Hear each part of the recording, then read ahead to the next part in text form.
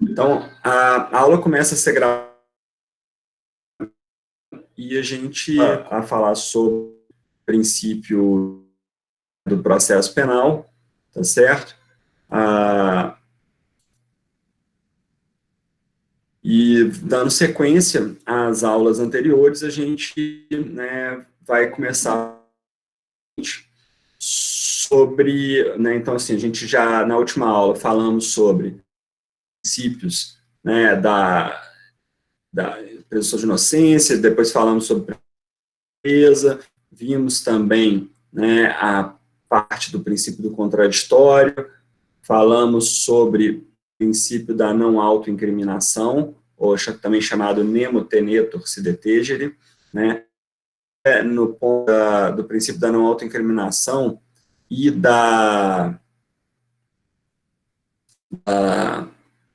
no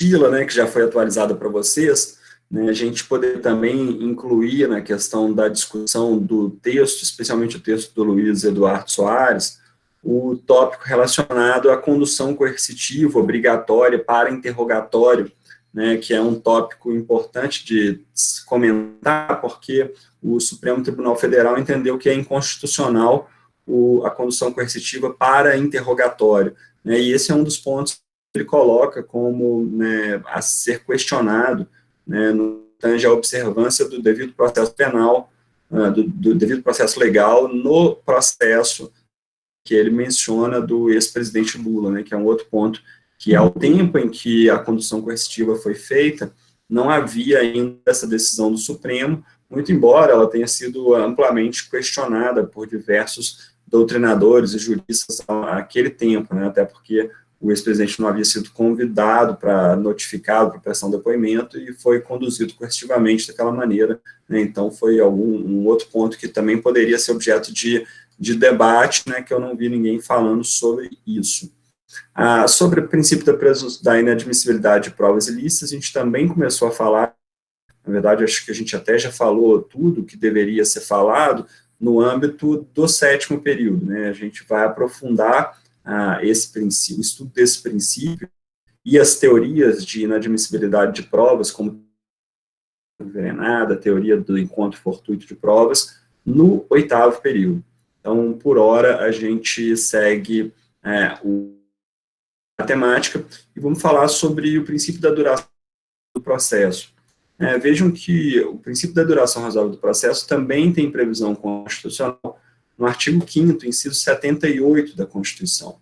Esse inciso ele foi inserido, né, posteriormente, né, não foi inserido em 1988, e garante a todos, no âmbito judicial e administrativos, a razoável duração do processo e os meios que garantam celeridade de sua tramitação. Vejam que a Constituição não é rápido do processo, mas sim razoável, né, porque um processo muito rápido nem sempre garantirá o exercício de todos os direitos a ele inerentes. A defesa, o exercício de um contraditório pleno, com paridade de armas entre as partes, que permite a prova, seja a prova formulada no âmbito da acusação, seja a prova formulada pela defesa.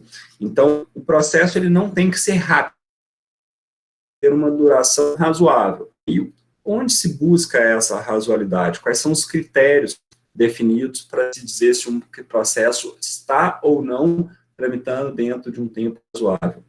A lei brasileira não estabelece, né, critérios para definir se o processo tramita ou não em tempo razoável. Na verdade, atualmente, a legislação estabelece prazos para a prática de atos processuais, e na lei de organização criminosa há a previsão de que o término da instrução processual termine dentro de um período de 120 dias. Então, alguns prazos para a prática de a gente vê resposta à acusação em 10 dias. Né? Depois que o juiz recebe a resposta à acusação, ele deve designar a audiência de instrução e julgamento no prazo de até 60 dias. Então, a lei se alguns prazos que devem preferencialmente ser observados, mas não são prazos peremptórios, né, são os chamados que não acarretam nenhuma sanção processual para as partes em caso de cumprimento. O prazo é razoável durante 1 ano, tramitou em prazo razoável, um processo que tramitou durante 3 anos, tramitou em prazo razoável, anos, tramita em prazo razoável, quais são esses critérios, portanto? A doutrina, esses critérios de razoabilidade a partir de decisões tomadas pelo Tribunal Europeu de Direitos Humanos e, basicamente, estabelecendo 3 critérios.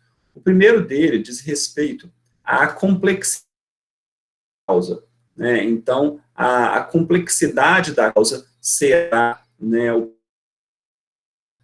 que envolve da causa? Bom, vão ser analisados o número de pessoas que estão sendo acusadas naquele processo, o número de testemunhas que foram pela defesa, onde essas testemunhas residem, se elas moram na própria comarca do juízo, ou se são testemunhas que residem em outros estados da federação, reside em outro país, vão ser analisados, né, a complexidade do processo, no sentido de qual a dificuldade se teve para poder obter que possui. Guilherme.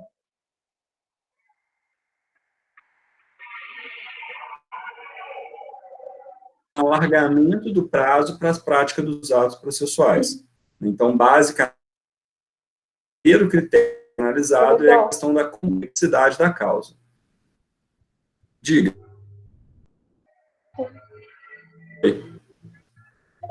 Está cortando bastante o áudio. Olha o chat aí.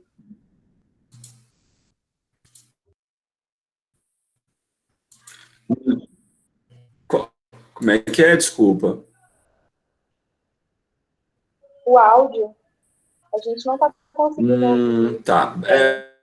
Tá ruim. Tá cortando, né? Agora eu tô vendo. Vamos fazer o seguinte, me parece que a imagem está travada. A imagem aqui no meu não está nem mexendo. Eu só estou ouvindo mesmo.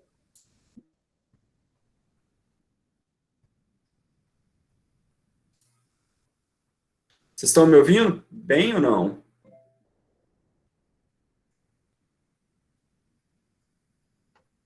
Estão me ouvindo, pessoal, ou não? Tá, vocês estão me escutando, estão me vendo também, beleza?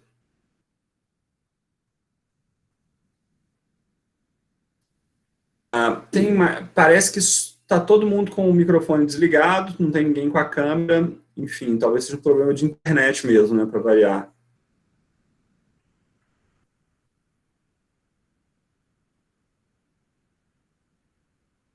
Vocês preferem o áudio? Como é que tá?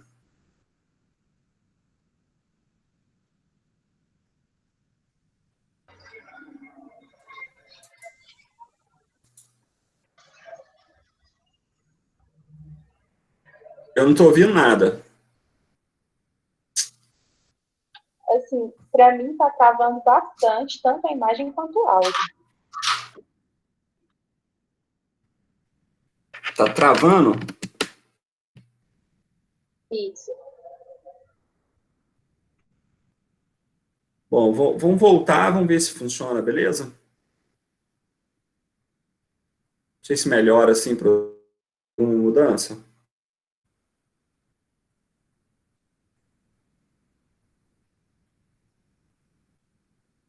Mas, assim, no meu caso, se ficar impossibilitado para mim, eu vou assistir a aula gravada. Bom, vamos tentar ver aí como é que vai desenvolver e a gente, se avisando, se for o caso, tento de novo, desligo, conecto de novo. É muito ruim mesmo, desde ontem eu estou sentindo que ela está péssima, mas enfim. Tudo bem, então. Beleza, pessoal? Bora? Beleza. Então, vamos lá.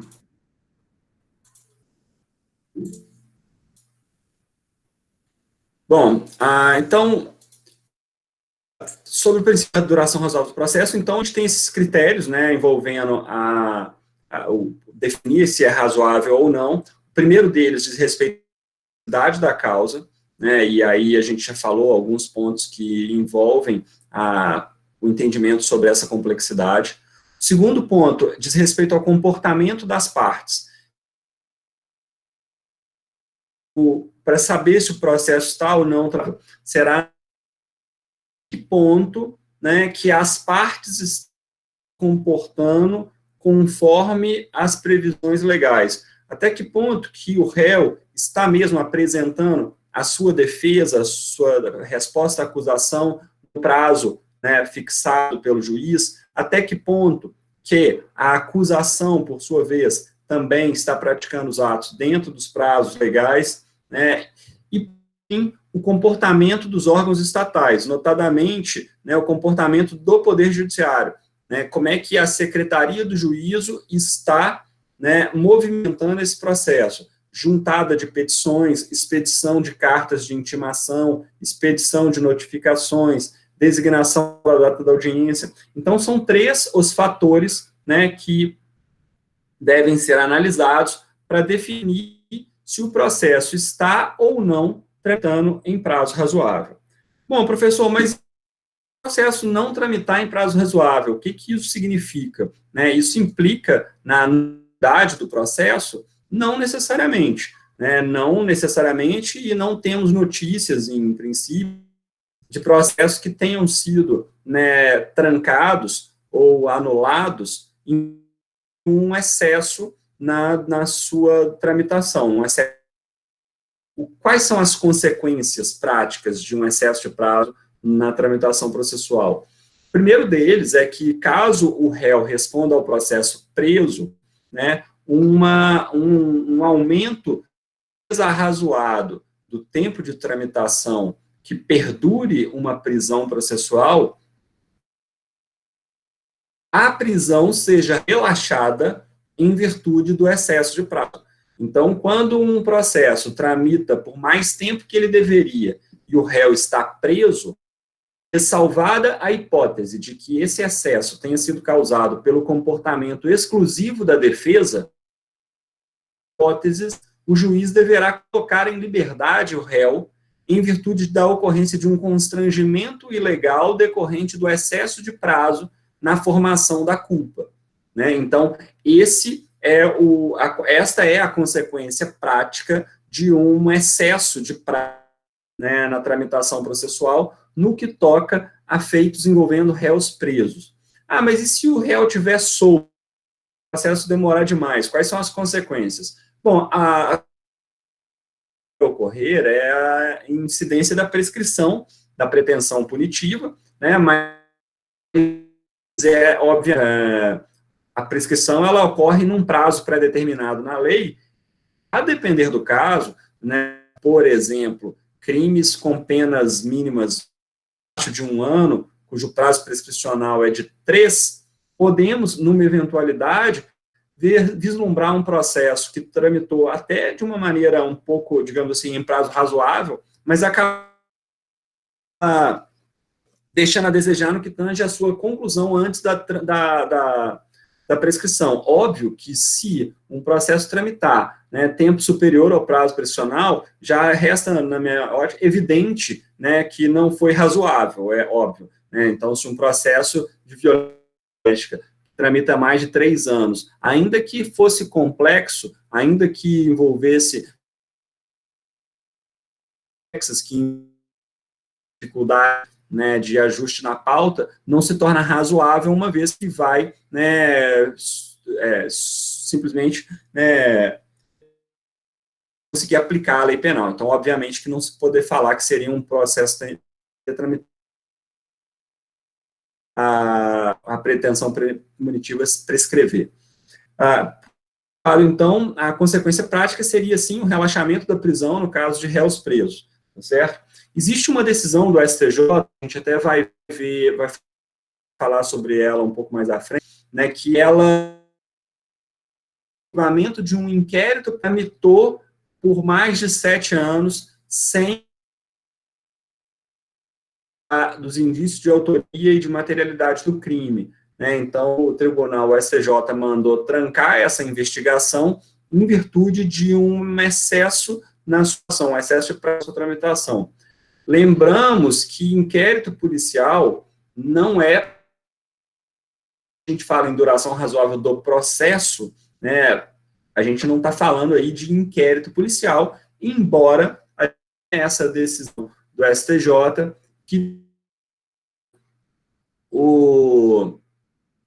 determinou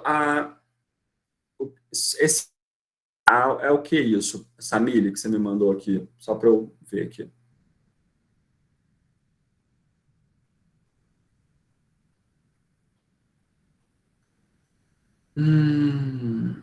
Deixa eu ver como é.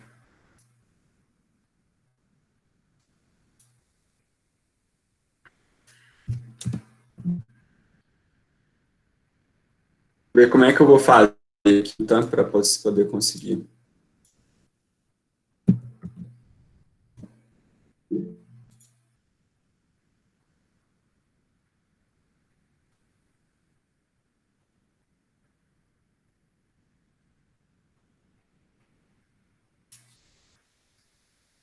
Tá, eu inseri essas pessoas, eu mandei o e-mail aqui já, para ver se dá, beleza?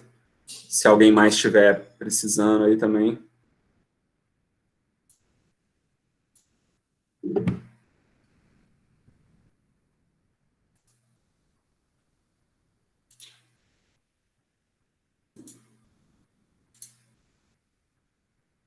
Tá, já enviei para as duas, Ana e Fabiana. Vamos ver se dá certo.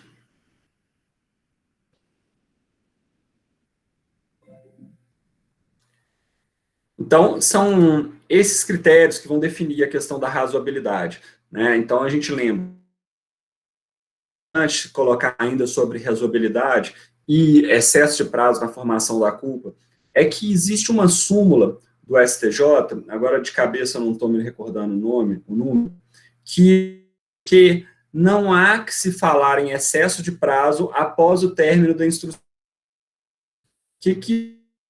Se o processo tramitou, né, durante determinado prazo em que o réu ficou preso, e foi encerrada a instrução processual penal, ou seja, encerrada a audiência de instrução e julgamento, né, interrogado o réu, o processo ele segue para as alegações finais do Ministério Público, depois a defesa, e por fim vai concluso para o juiz.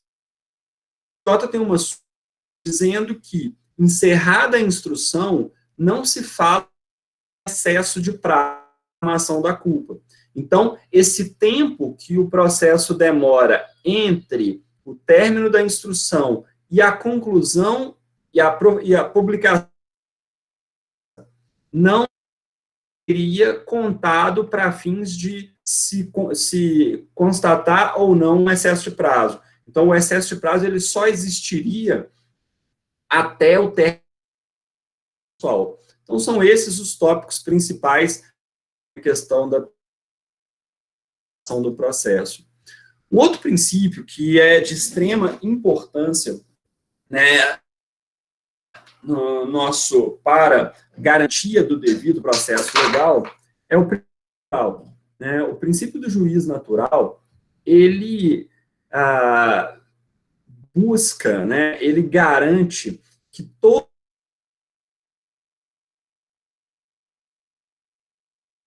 né, qual a autoridade judicial seria responsável por processá-lo e julgá-lo caso ele venha a praticar algum crime. Então, o juiz natural, né, ele visa garantir um julgamento imparcial e independente pelo Poder Judiciário. A Constituição da República, ela utiliza a nomenclatura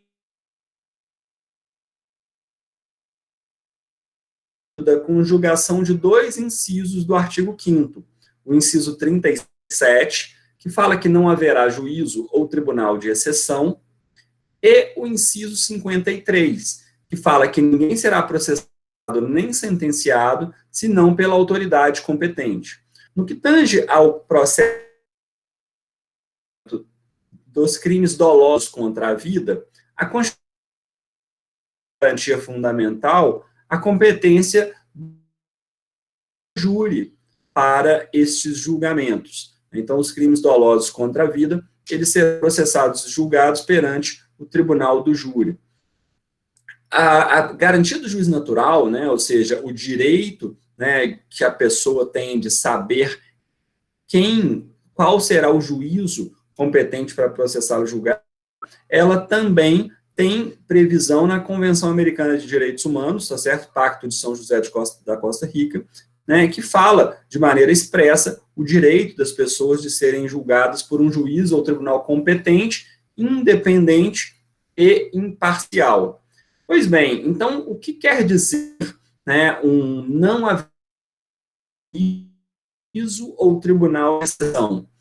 Não haverá um juízo, ou seja, não haverá um órgão do poder que adquira competência para processar e julgar determinado fato após a prática desse fato criminoso, após o ato. As regras de competência, as regras que definem quem será o juiz, na melhor, o juízo, prévias à ocorrência do fato criminoso.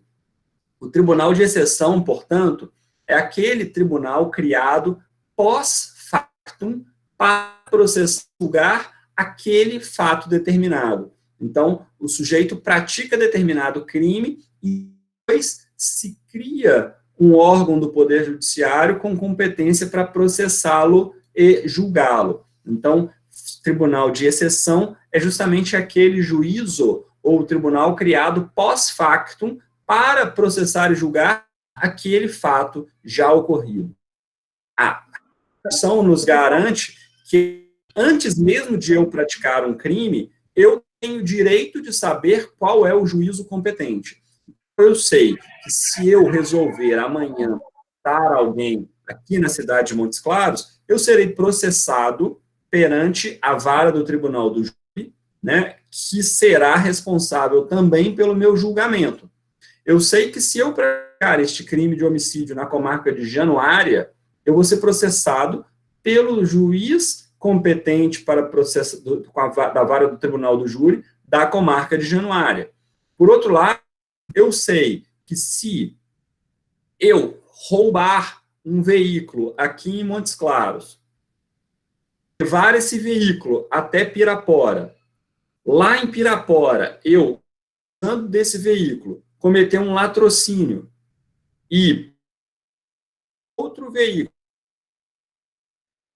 aqui em Montes Claros, lá em Pirapora, eu pratico um latrocínio e sigo para Belo Horizonte, eu sei que eu vou processado lá em Pirapora, inclusive pelo roubo que eu pratiquei aqui em Montes Claros, em virtude de regras de conexão. Então, essas regras que definem a competência do juízo, elas são prévias ao fato criminoso. Então, as regras que distribuem a competência entre os diversos judiciários, né, no país todo, elas são pré-definidas. Então, se a gente agora, as regras que definem quem será o juízo responsável pelo julgamento, pelo processamento do fato que a gente praticou, já estão pré-definidas, né? Elas não podem ser definidas a posteriori. Quais, então, né, são as regras, né, de proteção do princípio do juiz natural? O que o juiz natural visa proteger? Bom, primeiro, ele vem garantir a imparcialidade e a independência do juiz. Então, a gente é julgado por um juiz parcial. Essa é a ideia que traduz por parte natural. E, além disso, quando a Constituição diz processar a autoridade competente, o que ela quer dizer? Bom, ela quer dizer que só pode exercer jurisdição órgãos instituídos pela Constituição. Então, é somente que estabelece órgãos com poder de quem quer que seja. Além disso, ninguém pode ser julgado por um órgão instituído após o fato, né? Então a gente já falou bastante sobre isso, e, além do mais, os juízes pré-constituídos, né? Ou seja, os juízos que já estão determinados com base nas regras de distribuição de competência pela Constituição Federal, Constituição Estadual, Lei de Organizações Judiciárias, eles prevêem uma ordem taxativa de competência, ou seja, a competência, as regras de competência não podem ser alteradas, né, ao bel prazer de quem quer, estabelecidas somente pelo legislador. Ah, professor, mas e se no curso de um processo houver uma alteração legislativa que muda o competente para processar e julgar aquele fato? Bom, o entendimento jurisprudenciário é a mudança legislativa na competência, ela também implica na mudança no deslocamento do processo. Vejam que essa mudança legislativa, ela deve ser de tal ordem abstrata e genérica e não direcionada a um processo específico. Então, todos os determinados processos que envolvam a matéria criado a partir dessa nova regra de distribuição de competência. Bom, vamos então aí falar um pouco de publicidade, né? Deixa eu ver se por acaso tem algum, né, que...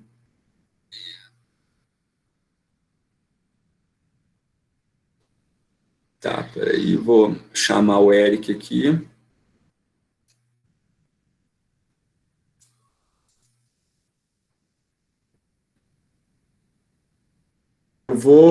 Para a próxima aula, eu vou ver se eu consigo descobrir como que faz para não precisar de permissão para entrar, bastando com o link entrar. Eu não sei se vocês, quem tiver mais conhecimento aí, já estiver utilizando essa ferramenta, ou tiver acesso a todos, fazer isso também, eu não sei se dá, se sempre é preciso fazer o pedido de autorização ou não, né, então, assim, mas...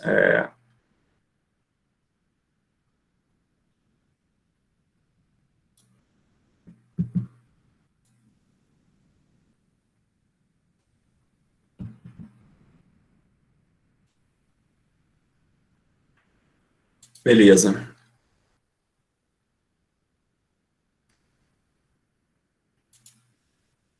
De nada. Bom, um outro princípio que precisa ser trabalhado, né, e esse princípio, ele, né, certamente pode ser colocado por vocês quando a gente está discutindo, né, os dois textos lá no Moral, é o princípio da publicidade, né, o que diz respeito a esse princípio da publicidade. O princípio da publicidade, ele garante ao cidadão o acesso a todo e qualquer ato praticado no curso do processo.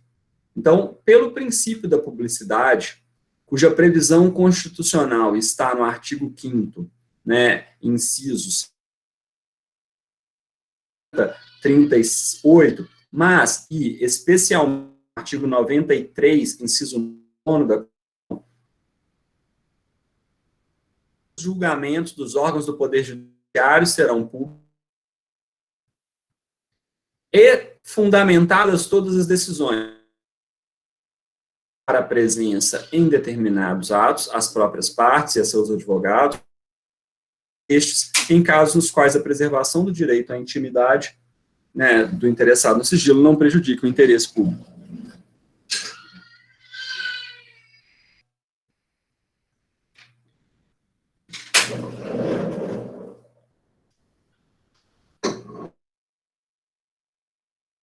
Então, o princípio da publicidade, né, ele vai ser, né, cunhado no artigo 93, inciso 9 da Constituição, que disciplina que todos os julgamentos dos órgãos do Poder Judiciário serão públicos. Pois bem,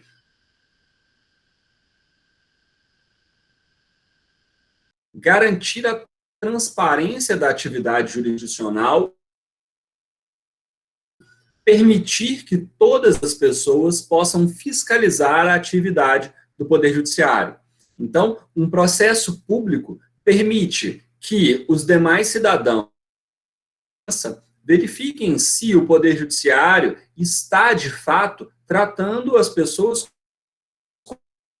com igualdade, ou se determinado fato, se determinado processo, em virtude, seja do réu, né, ou seja, do fato específico que está sendo. Então, o princípio da publicidade, ele vem a transparência da atividade jurisdicional, permitindo aos cidadãos, aos demais cidadãos, né, verificar se o Poder Judiciário está agindo em conformidade com a lei e com os demais princípios, né, fundamentais do processo penal. Vejam que este princípio, ele garante também, né, exercício e o dever de obrigação de outros princípios. Daí porque se fala que o princípio da publicidade ou uma garantia da garantia, na medida em que, sem publicidade, não saberemos se de fato o Poder Judiciário está observando, por exemplo, a ampla defesa ou contraditório em face deste ou daquele réu. Então, fala-se que o princípio da publicidade é garantia de garantias, né? Somente com um processo público é que os demais cidadãos poderão verificar se o Poder Judiciário está ou não observando as demais garantias processuais, né, dos indivíduos. Além do artigo 93.9, né, que já é expresso no sentido de que os julgamentos serão públicos, quinto, ele também vai estabelecer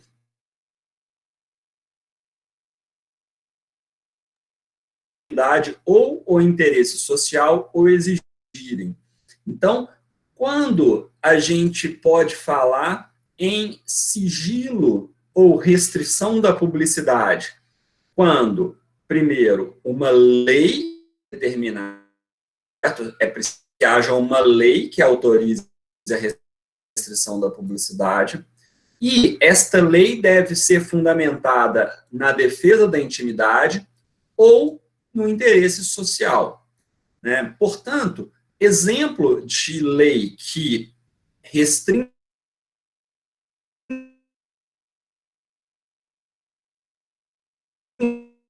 a liberdade sexual, não deve haver publicidade ampla. Então, se eu vier a sofrer estupro, eu não quero que a população toda tenha conhecimento desse fato, né? Porque isso provavelmente vai me causar um constrangimento que eu não gostaria de sofrer, né? Então, a lei penal, ela garante o sigilo, ou melhor dizendo, a restrição da publicidade nos casos de crimes sexuais, né? E há outras hipóteses em que o interesse social exijam a restrição da publicidade. Vejam que essa hipótese de interesse social, ela não pode para acobertar ilicitudes por parte de quem quer que seja. Não é porque o risco de um processo se tornar público possa, por exemplo, prejudicar determinada pessoa, que aquele processo não terá a publicidade, né, garantida. Exemplo, o sujeito está sendo processado pela prática de um crime de roubo, né? É óbvio que o simples fato de ele estar sendo processado por este delito fica em prejuízo à sua imagem, né? Nem por isso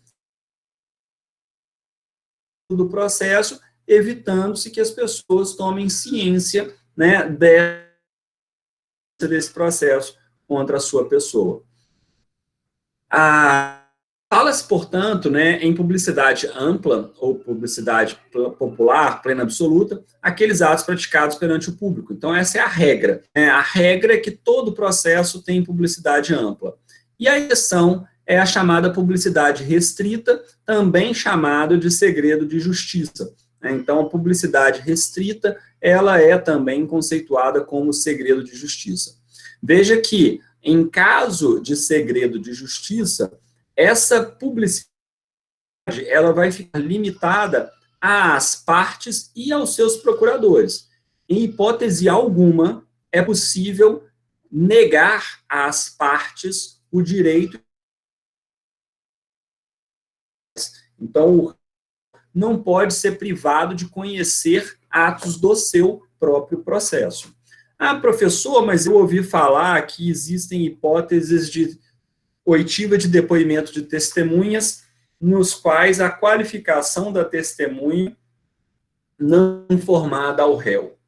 De fato, existe a Lei de Proteção de Vítimas e Testemunhas, que prevê a possibilidade da colheita de depoimentos sigilosos, depoimentos nos quais a qualificação da testemunha não é informada nos autos do processo, para que seja minimizado o risco de retaliação, notadamente em casos em que a testemunha, de casos envolvendo organizações criminosas, em que se vislumbra um risco efetivo de que aquela testemunha possa vir a sofrer alguma retaliação em virtude do seu depoimento. Mas mesmo nesses casos, mesmo quando há risco para a testemunha, o réu, especialmente o seu advogado, tem direito a saber quem é a testemunha que está prestando depoimento com a sua pessoa. Porque é muito fácil existir uma pessoa, um inimigo do réu, uma pessoa que deseje mal a ele, enfim, por qualquer razão, e que é necessário que o réu saiba, quem é aquela pessoa, até para que ele possa exercer a sua defesa de uma maneira mais efetiva e ampla. Então, se tem um inimigo, e contra a minha pessoa, como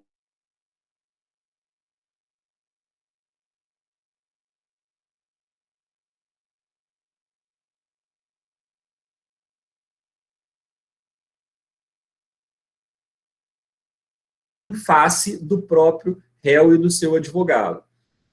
Professor, se você divulgar quem é o réu, quem é a testemunha, você vai colocá-la em risco de morte. De fato, aí por isso existem os programas de proteção, nos quais as testemunhas serão encaminhadas até para outros estados, até a possibilidade de alteração de nome, pré-nome, etc. Mas a gente não pode simplesmente que um cidadão seja processado com base em um depoimento de uma pessoa anônima que ele não tem a menor ideia de quem seja, porque pode ser que aquele testemunho não esteja dizendo a verdade, e trata-se, na verdade, de uma vingança em face do réu. Ainda sobre o princípio da publicidade, vocês, e que aí não está na apostila, a publicidade ela é boa, e o excesso de publicidade? Ela é boa para o processo? Se você todos os dias, de manhã, de tarde, de noite, escuta na Globo, na Record, sobre aquele processo, vocês acreditam que é possível que a mídia influencie na decisão do Poder Judiciário, ou não? É independente e ele irá, sim, processar e julgar aquele caso, independentemente do que está dizendo. É importante a gente lembrar que, quando eu falo sobre o juiz natural, e eu falo sobre imparcialidade, vocês devem se lembrar do professor Luiz Eduardo Soares, no qual ele informa que os juízes, seres humanos que são, eles carregam em si uma bagagem de vivência social, com as suas experiências de vida, os seus medos, os seus anseios, as suas, enfim, toda a carga de leitura que eles fizeram ao longo da vida, ou a falta de leitura. Então, um juiz que nasceu no centro de São Paulo, no bairro Nobre do Rio, eles têm uma visão de mundo diferente de um juiz que nasceu no interior, numa zona rural da Jaíba, É óbvio que as pessoas são diferentes e, portanto, todas as pessoas carregam dentro de si valores que certamente serão externalizados quando dá desenvolvimento das suas atividades profissionais, especialmente a atividade do Poder Judiciário, né, que envolve a valoração de fatos, né, para fins de aplicação da lei, né, conforme entendimento este ou aquele. A doutrina, então, ela vem falar assim, então seria impossível de haver um juiz absolutamente imparcial, né, é a colocação que se faz. E aí é importante que vocês tenham em mente a diferença entre neutralidade e imparcialidade. Né? Então, a pessoa não é neutra, não existe nenhuma pessoa neutra, nenhuma pessoa que não tenha, né, impregnada em si determinados valores que foram alcançados e que foram, né, agregados à sua essência ao longo da vida. Então, não existem pessoas neutras. A neutralidade ela é uma característica de coisas. Então, a gente tem um detergente neutro. Mas as pessoas não são neutras, elas têm suas visões, as suas experiências, né, os seus valores, que certamente serão transferidos para o direito, para a aplicação, né, do seu trabalho, na realização do seu trabalho. Só que neutralidade é diferente de imparcialidade. Enquanto não se fala em pessoas neutras, é possível se falar em pessoas imparciais. Imparciais por quê? Porque essa pessoa não possui interesses particulares, interesses privados no resultado do processo. Então, fala-se que a pessoa é imparcial em virtude, né, obviamente, desta ausência de interesse particular na causa. Né? Para a gente poder fazer um exemplo bem claro aqui, que vocês vão perceber isso nitidamente, um juiz que tenha tido um filho morto em um latrocínio, e esse juiz trabalha em uma vara criminal. Vocês não concordam que há uma tendência para que este juiz, de certa forma, pegue mais pesado tipos de crimes violentos, ao passo que um outro juiz que tenha tido uma experiência de vida absolutamente contrária a essa, aqui um juiz, né, negro que tenha nascido e sido criado na periferia, né, conviveu com aquele estado de exceção colocado pelo professor Luiz Eduardo Soares, desculpem, e num determinado momento de sua vida, num processo, ele se depara em que testemunhas, né, ou que o réu, né, sugira que a polícia invadiu o seu domicílio, né, sem mandado e que teria plantado, né, uma prova de um tráfico de drogas na residência. Às vezes, esse juiz, pela sua experiência de vida, né, na sua juventude, de ver situações similares àquela, né, pode ter um entendimento distinto de um juiz, né, que tenha sido criado em determinada zona sul, onde isso não acontece, né, embora a gente possa diariamente ver isso nos jornais. Professor, professor, consegui ligar aqui o áudio no celular. Diga. O senhor está falando essa questão da interferência, mas na parte da magistratura, né? Mas a minha família vivenciou uma coisa bem parecida. Eu tenho um tio que é delegado no estado do Tocantins. E ele trabalhou na Secretaria de Segurança por muito tempo. E aí, a minha prima, a filha dele, né, advogada também, ela foi assassinada. Ela foi sequestrada e assassinada em trocas de tiro da polícia com bandidos. E ele teve de ser afastado totalmente do processo, né? Ele teve de ser totalmente desligado do processo para que fosse conduzido de maneira imparcial, porque envolveu muitas questões, né, emocionais, enfim. Eu digo assim, que existe o sentimento de influência né, de justiça. O senhor citou no caso da magistratura, claro, mas nessa parte do inquérito também, né, ela pode ter esse sentimento de interferência, assim, acho bem relevante essas observações. De fato, pode, né, assim, e não tem como negar, né, assim, as pessoas carregam em si, é impossível você se desvencilhar, desvinculados, você cresceu das suas experiências de vida, né, é absolutamente impossível. Né, só para a gente poder colocar um outro ponto, né, que é bastante interessante. Vejam só, suponhamos 2 juízes, né, ambos em varas criminais, varas de tráfico de drogas. E um dos juízes foi criado numa família absolutamente religiosa, digamos assim, talvez um evangélico e que em que condena e que inclusive dentro um irmão que teve um problema de adição, né, sério, vai julgar processo de crime de tráfico de drogas. Será que ele vai ter a mesma visão de um outro juiz que tenha sido criado em uma família mais liberal, né, em que os amigos tenham experimentado droga e ele também, e que tenha tido uma experiência, né, tranquila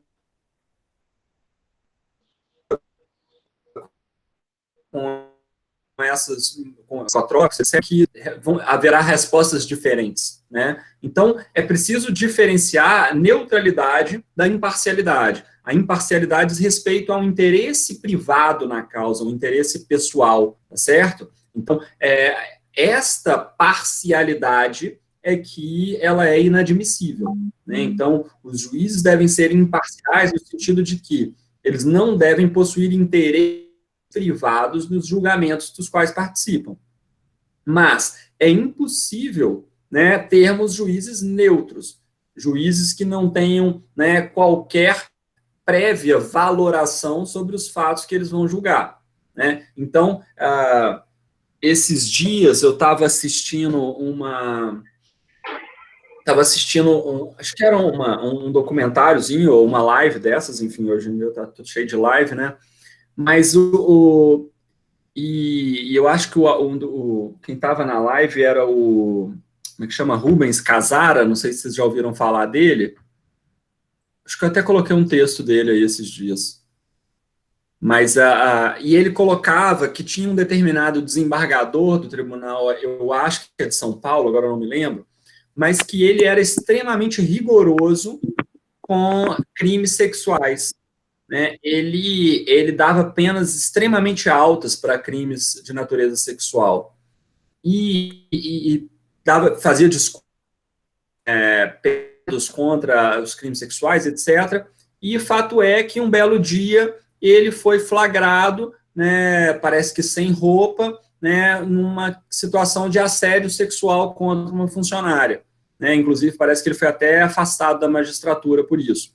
Então, ou seja, as questões aí vejam como que a psicanálise vai poder explicar, né, alguns tipos de comportamentos, né, dessas práticas, né, de visão, né, então é muito difícil. Eu, particularmente, nunca quis ser juiz, né, gente? Alguém de vocês tem vontade de ser juiz?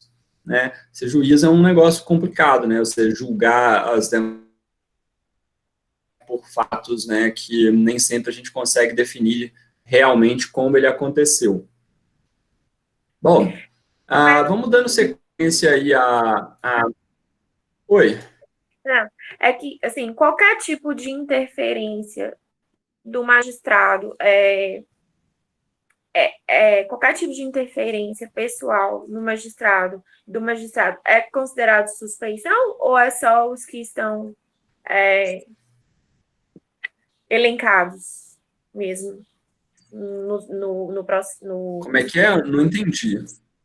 Qualquer tipo de interesse pessoal do magistrado que possa interferir é considerado suspeição?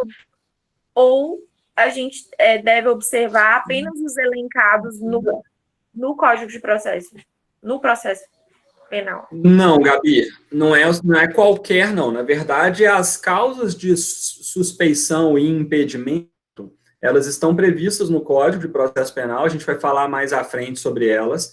As causas de impedimento, elas são taxativas e categóricas, e as causas de suspeição, elas envolvem uma cláusula aberta, na medida em que o próprio juiz pode se dar por suspeito, né, em virtude de um fato, inclusive de foro íntimo. Então, o próprio juiz ele pode se declarar suspeito. Então, não se fala taxativo porque e há, inclusive, divergências se o juiz deveria ou não ser obrigado a informar o porquê dele estar se declarando suspeito, entendeu? Uhum. E, de alguma maneira, os promotores também podem se declarar suspeitos de participar de determinado processo em virtude de situações particulares, né? Só para ilustrar, né, enfim, aqui a aula, né, eu trabalhei na Coordenadoria Regional de Patrimônio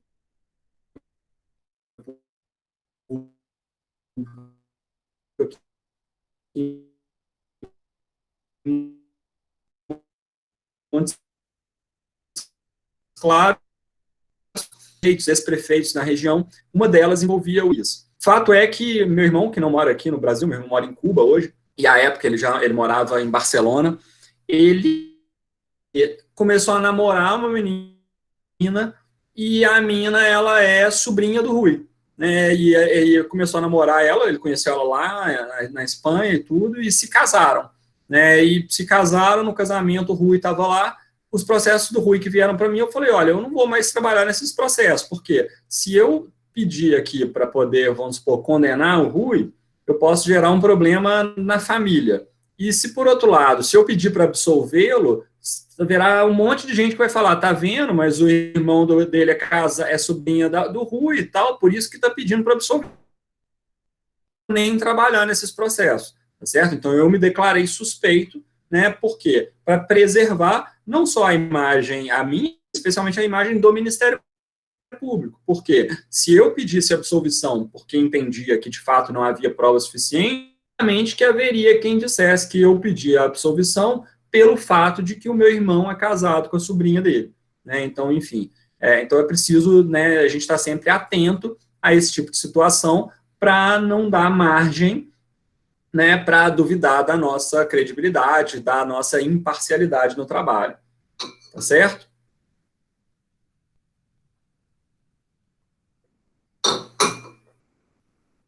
Bom, vamos voltando aqui, então, né, a questão do princípio da publicidade, então eu fico a reflexão para vocês aí sobre o excesso de publicidade, né, e ainda outro ponto interessante de ser trabalhado, gente, é publicidade, né, e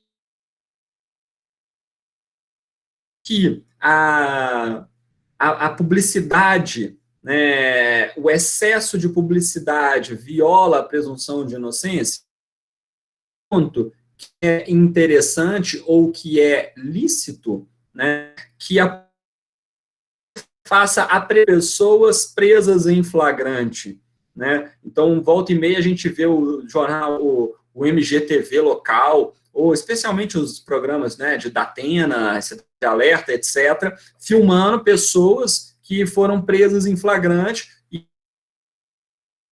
TV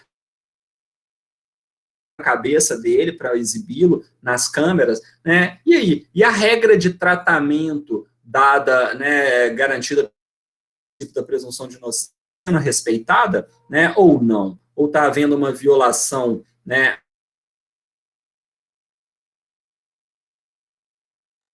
A gente vai falar sobre o princípio da proporcionalidade, né? O princípio não está a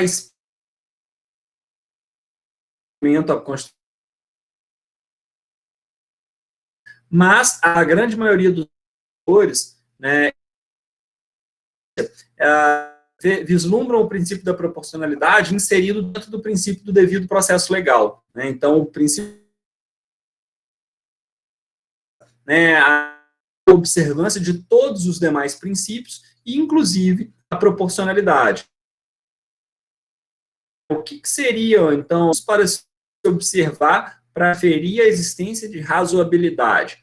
O primeiro pressuposto é o pressuposto formal, ou seja, a necessidade de observância da lei, princípio da legalidade. Então, o processo penal, né, que visa, né, em última instância, aplicar uma pena privativa de liberdade ou restritiva de direitos, ele deve observar o princípio da legalidade, né? Só se pode impor medidas restritivas a direitos à observância de uma lei anterior que admita esta medida restritiva. E, por outro lado, também é necessária a análise de um pressuposto de ordem material consistente no princípio da justificação teleológica, ou seja, é preciso se demonstrar a razão pela qual a medida restritiva é necessária em relação ao...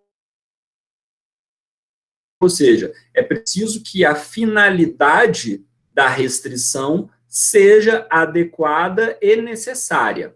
Então, quais são os requisitos da proporcionalidade? Judicialidade, ou seja, a limitação a direitos fundamentais somente pode se dar por órgão jurisdicional competente. E a motivação, né? As decisões judiciais têm que ser todas motivadas sob pena de nulidade. Está lá previsto o artigo 93, nono, como é que a gente já disse aqui antes. E também os requisitos intrínsecos. Quando se fala em proporcionalidade, temos que ter em mente adequação, necessidade e a proporcionalidade em sentido estrito. Adequação no sentido de que a medida tem que ser adequada, ou seja, ela só é adequada se ela for apta a atingir a finalidade que se propõe, né? Necessária, né? E necessária nos limites da necessidade. Então, a medida restritiva não pode pecar pelo excesso. Então, sempre há que se buscar as alternativas menos gravosas, ou seja, estritamente necessárias, adequadas para atingir a sua finalidade. E, por fim, a necessidade de fazer uma análise de ponderação, ou seja, uma sopesamento, né, na balança para verificar se os ônus impostos valem aos benefícios, enfim, se há uma proporcionalidade em sentido estrito. O gravame imposto é proporcional ao bem que se protege, que se pretende tutelar? Eis aí o princípio da proporcionalidade. Só para vocês terem uma ideia, na minha prova do concurso do Ministério Público, a prova, na segunda etapa da prova de processo penal, né, do grupo de penal e processo penal, a questão dissertativa era: discorra sobre o princípio no direito penal e no processo penal. E aí a gente vai falar não apenas sobre, né, adequação em sentido estrito, falar sobre necessidade, adequação e proporcionalidade em sentido estrito, além das justificações dos seus pressupostos, mas também fazer uma análise de como o nosso ordenamento jurídico, ele observa e não observa, em muitos casos, a proporcionalidade. E aí eu já dei alguns exemplos, acho que até nas primeiras aulas, né, presenciais, quando a gente trata do crime de furto. Né, o furto de um celular, ele não admite, né, até pouco tempo atrás, não admitia, né, sequer uma medida, como é que fala? Uma alternativa penal, como suspensão condicional do processo, transação penal. Ao passo que a sonegação fiscal de R$1.500.000 admite acordos, né, de maneira bem tranquila. É proporcional isso ou não? Enfim, então a gente tem vários exemplos, né, de que a nossa legislação, ela não observar a proporcionalidade conforme preza a nossa Constituição. Né? E aí a gente pode lembrar do texto do Luiz Eduardo, como nos parece, ora, se você permite que um sonegador de 500 mil faça um acordo, ele sonega durante 10 anos, depois que a autoridade administrativa descobre e vai iniciar o processo, ele fala, não, peraí, eu vou fazer um acordo, eu vou dividir a minha dívida em X anos. Né? E depois o sujeito que furta 2 celulares não pode ter proposta de acordo e ele vai sim acabar sendo condenado. O que a gente está vendo aí? um poder judiciário, um sistema de justiça criminal, né, que funciona com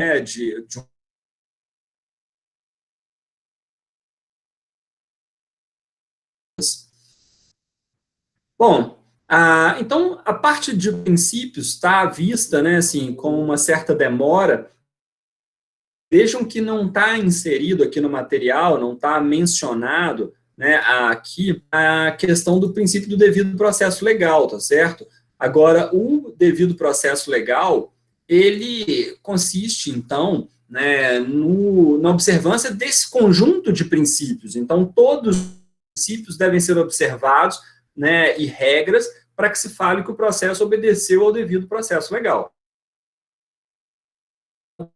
Ainda no que tange ao processo legal, ou também due process of law, e o termo em inglês ele é muito utilizado nos exercícios de doutrina, né, é preciso que vocês tenham em mente também a ideia de devido processo legal substancial ou material, né, enfim, sinteticamente, quer dizer que não basta que observemos as formalidades do processo. O processo é muito mais do que formalidade, o processo é essência. Né? Então, a formalidade, ela serve para garantir a essência. Então, se você quer garantir o parte e dar ela a possibilidade de se manifestar nos autos, é preciso que a manifestação seja plena, seja capaz de influenciar a decisão do órgão julgador. Então, fala-se em um contraditório material. Daí, a mesma lógica aplicada à ideia de processo legal substancial ou devido processo legal material em contraposição ou em complementação ao devido processo legal formal, meramente na formalidade. Então, o devido processo legal, a Constituição da República, de maneira expressa, não está entre os itens da apostila, mas vocês podem inseri-lo aí para poder, né, ampliar, né, a didática, né, ampliar esse roteiro de estudos. Bom, a gente vai então agora passar para falar sobre lei processual penal no tempo e no espaço, tá? Então acho que hoje ainda dá tudo sobre lei processual penal no tempo e no espaço, a gente ainda tem aí mais 10, né, minutinhos de aula. E quando a gente vai falar sobre lei processual no tempo e lei processual penal no espaço, a gente tem a seguinte ideia inicial. Quando a gente fala em lei, a gente está querendo delimitar qual o espaço territorial em que a lei processual penal brasileira é aplicada. Então, e quando a gente fala em lei processual penal no tempo, né, a ideia que a gente fala é a seguinte: uma lei processual, ela vale durante quanto tempo? Uma lei processual nova é aplicada a quais processos? Só os processos novos ou também aqueles processos que já estavam em curso? Né? Como funciona a sucessão de leis processuais no tempo? A lei regulava um processo em 1995, né? E agora nós estamos em 2020. A lei foi alterada, o processo iniciou em 96. Essa lei de 95, ela pode ser aplicada a esse processo de 96? Ideias que a gente trabalha quando fala sobre lei processual penal no espaço, então um espaço dado, um território, e no tempo, né, a medida de sucessão de leis processuais. Quando, então, iniciar falando sobre lei processual penal no espaço, penal no território, denominado campo de aplicação, né, no espacial. Pois bem, o artigo 1º do processo penal, ele fala que o processo penal reger-se-á em todo o território brasileiro por este código, ressalvados. Então, logo de cara, o artigo 1º traz em si território. Então, a regra no processo penal é o princípio da territorialidade, ou lex fori. Então, a lei processual ela será aplicada aos crimes cometidos no Brasil, né? Com algumas ressalvas. Então, todo e qualquer processo penal que tramite dentro do território brasileiro, ele deverá observar a lei brasileira. Mas, não somente ele é o Código de Processo Penal. Por quê? Bom, porque é o próprio Código de Processo Penal ressalvas. É dizer, existem processos que tramitam no território brasileiro que não observam o Código de Processo Penal. Bom, mas e aí? Que regras eles vão observar?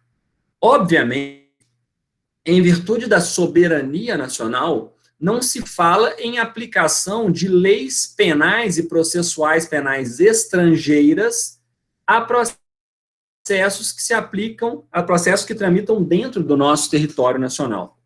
Todavia, o artigo 1º traz em seus incisos algumas ressalvas que informam que não será aplicado o Código de Processo Penal, mas serão aplicadas outras normas internas. Então, vamos começar aí pelo inciso 1º, ao princípio da TEI, né?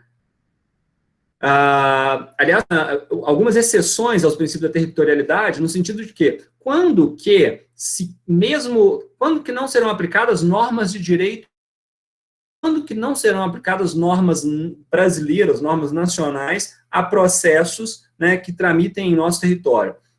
Os exemplos que a doutrina dá, território nullius, né, ou seja, terra de ninguém, né, então, ou seja, terra de ninguém, o território nullius, ele vai, né, a regra apesar de não estar dentro do território nacional, tecnicamente, poderia ser aplicada, né, a possibilidade, o Estado estrangeiro autorizasse a utilização da norma brasileira, né, num caso de guerra em território ocupado, e também a jurisdição do Tribunal Internacional, as regras de processo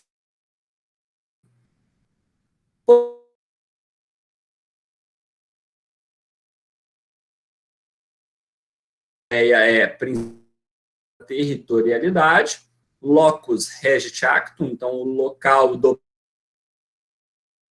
é o local da regra.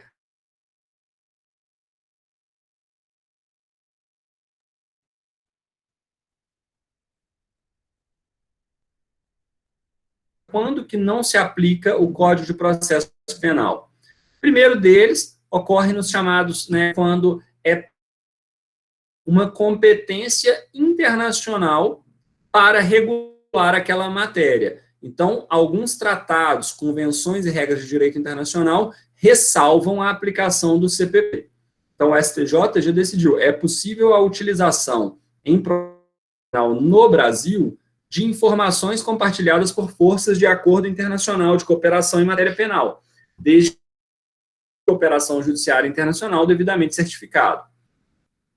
Ainda quando se fala sobre tratados, convenções e regras de direito internacional, como ressalva a aplicação, é preciso se lembrar práticas. Então, os diplomatas, né, estrangeiros que pratiquem no Brasil, eles não serão presos nem processados pela autoridade judiciária brasileira, né, independentemente do crime que eles praticarem. Então, as autoridades diplomáticas da China, né, dos Estados Unidos, do Japão, enfim, a Austrália, etc., caso pratiquem crimes dentro do nosso território brasileiro, eles não serão processados e punidos aqui, em virtude da imunidade diplomática. Todavia, né, se forem autoridades regulares, essa imunidade diz respeito apenas a crimes ligados à função.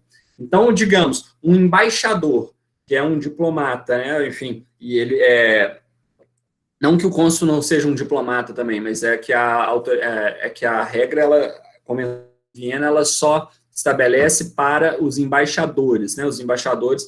Então, ou seja, um embaixador que pratica um embaixador da China que pratica um crime comum no Brasil, ele não pode ser processado e punido aqui no Brasil. Por outro lado, um cônsul chinês que pratica um crime comum poderá ser processado e julgado aqui. O cônsul não poderá ser processado e julgado caso ele pratique funcional exercício da sua função. Aí sim ele goza dessa imunidade, ele será processado somente lá na China. Inciso 2º, fala das prerrogativas constitucionais do presidente da República, dos ministros de Estado, nos crimes conexos com os dos presidentes da República, e dos ministros do Supremo nos crimes de responsabilidade. Por que não se aplica o Código de Processo Penal nestes casos? Bom, porque existem prerrogativas do presidente, dos ministros de Estado e do ministro do STF. Então, quais são essas prerrogativas? Bom, nos crimes de responsabilidade, não são processados segundo a regra do CPP, mas sim dos crimes de responsabilidade praticados por presidente da República, ministro de Estado e ministro do STF. O que são crimes de responsabilidade? Bom, num sentido amplo, quer envolver todo e qualquer crime praticado por funcionário público. No sentido estrito, seriam somente aquelas administrativas por determinados agentes políticos. Então, nos crimes de responsabilidade em sentido estrito, tá certo? Elas possuem de infração político-administrativa, né? E esses crimes de responsabilidade em sentido estrito, eles serão processados e julgados em distintos do Poder Judiciário. Então, o Senado Federal, por exemplo, se recordam, foi responsável pelo processo e julgamento da Dilma, naquele que ela teria praticado, né, ao autorizar as chamadas processou e julgou a Dilma. Foi o Senado Federal, né? Então, é um exemplo, né, de imunidade do presidente da República, de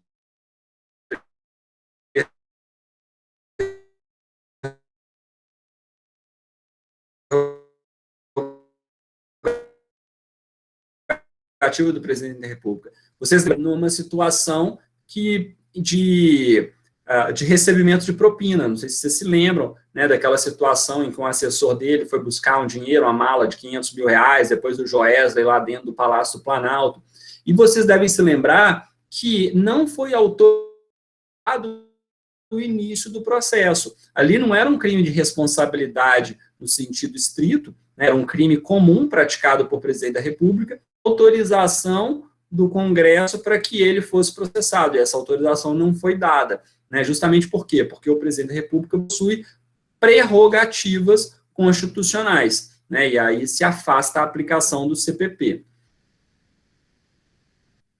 Outros têm processos, né, envolvendo, né, crimes de responsabilidade praticados no âmbito do Estado e também no âmbito dos municípios. Né, as hipóteses que afastam a aplicação do CPP, crimes de competência da Justiça Militar. E por quê? Porque existe o Código de Processo Penal Militar. Existe o Código Penal Militar e o Código de Processo Penal Militar.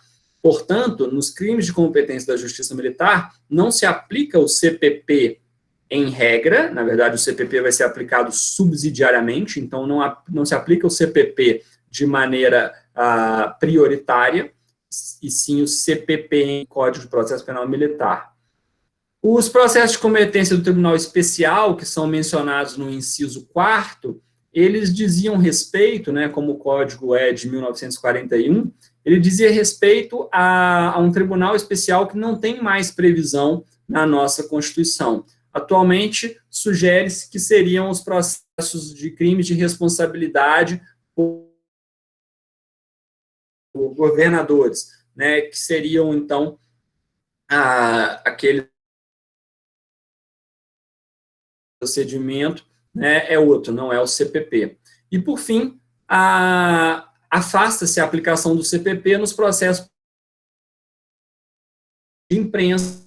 Ela já previa o processamento, já regulava o processo por esses crimes. Todavia, a ação de descumprimento de preceito fundamental entendeu que a lei de crime de imprensa não foi recepcionada, e aí, portanto, né, não se fala mais nesta exceção do processo por crime de imprensa, já que, como não foi recepcionada, né, não há que se falar, portanto, na sua aplicação em detrimento do CPP. Bom, pessoal, são 8h52 aí, né, o horário da aula é esse.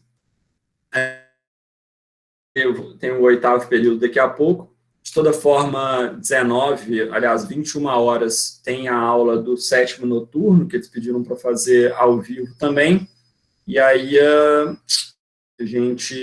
vou fazer outra aula, se vocês quiserem assistir, vocês me avisem que eu lanço o link lá para vocês também. Deve ser basicamente a mesma aula. Beleza?